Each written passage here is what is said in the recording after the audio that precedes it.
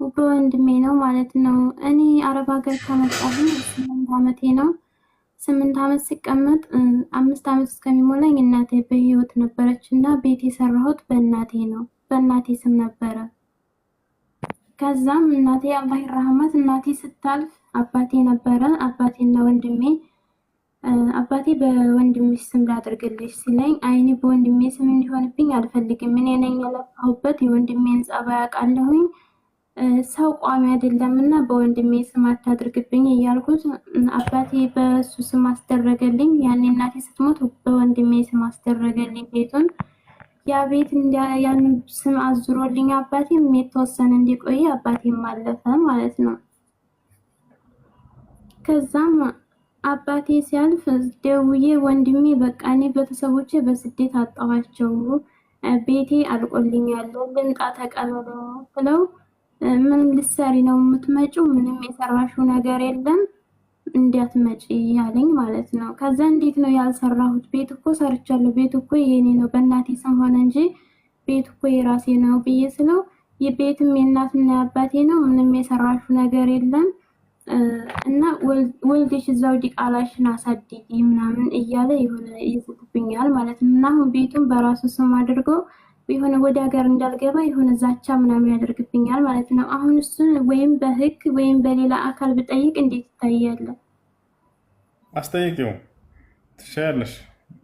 በማን ስም ነው የተሰራው ቤቱ? ቤቱ ያኔ እናቴ መቼም የሰው ልጅ እንሞታለን አይልም፣ እናቴን አገኛታለሁ ብዬ በእናቴ ስም ነበር የሰራሁትና ቤተሰቦችንና እህቴን በስደት ነው ያጣኋቸው። እንግዲህ አንድ እሱ ነበር ያለኝ። ወንድሜን ደክሞኛል ልምጣ ስለው ምን አባሽ ልትሰሪ ነው የምትመጪው? ከመጣሽ በህይወትሽ ቆርጠሽ እያለ ያስፈራራኛል ማለት ነው። በጣም ህዝ ነው። በቃ ወላሂ ደክሞኛል፣ ያመኛል፣ የሆነ የልብ ቁስለት አለብኝ። ሀገር መግባት እየፈለኩ ግን የሆነ በቃ ቢያኔ ከሚለኝ አንጻር የተነሳ እንትን አለ። እሱ ዝምድናን መቁረጥ ነው የሚፈልገው። እኔ ደግሞ ዝምድናን መቁረጥ እንዴት ያህል በእኛ በእስልምናችን በሃይማኖታችን እንዴት ከባድ እንደሆነ እያወቅሁ እኔ እሱን ለመቅረብ እንትን እያልኩ ነው። ግን እሱ እንዲቀርበው ሳይሆን የሚፈልገው ገንዘቤን ነው። እኔ ሀገር እንዲገባ አይፈልግም። ሚስቱም እሱም መሆን ይዝቱብኛል ማለት ነው። በጣም ያመኛል፣ በጣም በሽተኛ ሆኛለሁ። የሰው ሀገር መግባት ፈልጋለሁ ግን እንዲገባ አይደለም እሱ እንትን የሚለው ወይ ራሴን እንዳ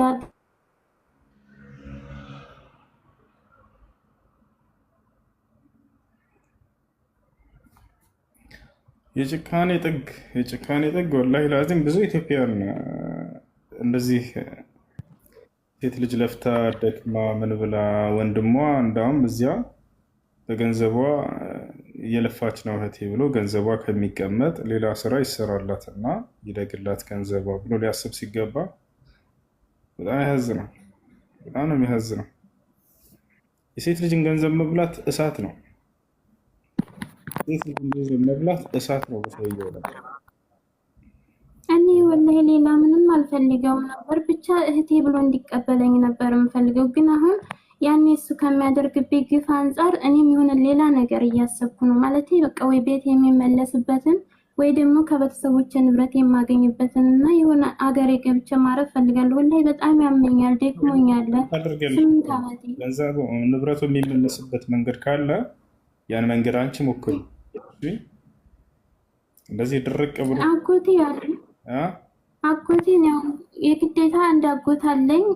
እሱን አሁን እሱ በህግ ልጠይቀው ሲለኝ እስኪ የነገር ያኔ በሸሪያችን ይፈቀዳል ላይፈቀድም የሚለው ልጠይቅና እሺ ብየዋለሁ። ይፈቀዳል።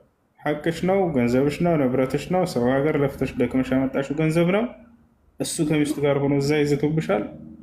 አስመልሽ ላጎትሽ ንገሪውና ምንም አትሆኝም። የዚህ አይነት ሰው ብለሽ ምንም እንዳይሰማሽ እህት ወንድሟን የማስተዳደር ግዴታ የለባትም። አመሳት ወንድም ነው እህቱን የማስተዳደር ግዴታ ያለበት። እንዳውም እንደ እስልምና የሚፈልገውን ንብረትን በሙሉ ለራሱን ለማድረግ ነው እንጂ ምን አይፈልግም። ወላሂ ወይስኪ እሺ፣ ለማንኛውም አስመልሹ ገንዘቡን። እሺ ገንዘቡን አስመልሹ። ላጎትሽ ተናገሪ ነው። ሌላ ጥያቄ አለሽ? አሎ ሌላ ጥያቄ አለሽ ወይ? ብቸኛ ብቸኛ አይደለሽም። እሺ ደግሞ እነዚህ ሁሉ ሰዎች ከአንቺ ጋር ናቸው። ይሰማሻል? ወላሂ ሸበካ ይዞኝ ነበር አልሰማሁም። እሺ ከዚህ በኋላ የምትሰሪውን ደግሞ ገንዘብ ያዥ፣ አትላኪ። ለማን ነው? እሺ ያዝ አድርጊ። ወንድም በለመሌ ምናምን አዳምጪኝ። ይኸውልሽ እስከዛሬው ትምህርት ይሆንሽ። ይህን ገንዘብሽን ለአጎትሽ ንገሪውና የማስመለስ እድሉ አለሽ። በወንድምሽ ስም እስካልሆነ ድረስ ቤቱ ምንም አያገባው። በእናትሽ ስም እስከሆነ ድረስ በዚያ በምስክር አንቺ ያስመሰክርና አጎትሽ ልጅቱ ሰርታ ደክማ የሰራችው ገንዘብ ነው ተብሎ በእጅሽ በአንቺ ስም እንዲሆን ያደርግልሻል። ይሻል። አሁን የምትሰሪውን ገንዘብ ደግሞ አትላኪ ለማንም ያዥ። ወደፊት አንቺ ህይወት ይኖርሻል። እያመመኝ ነው እያልሽ ነው። ወደፊት የሚደግፍሽ ቤተሰብ ከሌለ እንደዚህ ከሆነ ስለዚህ አንቺ አሁን አጠራቅሚው ገንዘቡን ወይትም አትላኪ። እሺ ኢንሻአላህ። አይዞሽ። ሁላቸውም አረብ ሀገር የምትሰሩ ልጆች ባካቸው ቤተሰብን የምትረዱበት የተወሰነ ይኑራችሁ። ከዚያ ባሻገር ገንዘባቸውን አስቀምጡ።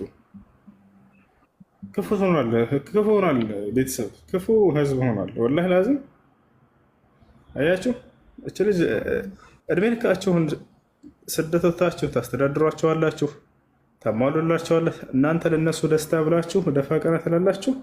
እነሱ ያጠራቀማችሁትን ገንዘብ እንዴት አድርገን በቃ እንብላው ነው። ላ ሐውለ ወላ ቁወተ ኢላ ቢላህ። ለማንኛውም አብሽሪ፣ አይዞሽ። እንዳልኩሽ አድርጊ። አጎትሽ ንገሪው።